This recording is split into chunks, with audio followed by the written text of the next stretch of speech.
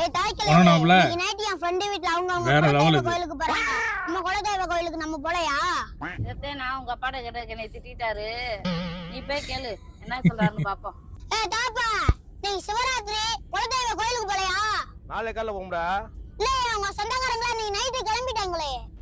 டேய் அவங்க எல்லாம் இன்னைக்கு நைட்டு கோயிலுக்கு போறாங்க நம்ம நாளைக்கு போய் சாமியை கும்பிடுவோம்னு சொன்னேன். ஏன்னா அவங்க எல்லாம் சொந்தக்காரங்க கிடையாது, சூனியக்காரங்க.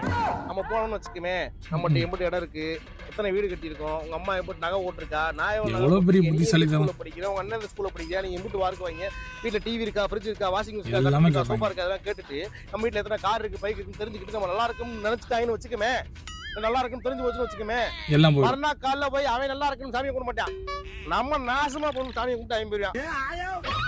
அதனால நாளை காலைல போனோமா நம்ம ஆடுக்கு சாமியை கும்பிட்டோமா, ஆத்தா மாமாய் மாதிரி ஆத்தாங்களை காப்பாத்தான்ட்டு நம்ம ஆட்டுக்கு வந்துடும். அவ்வளவுதான். புரியுதா?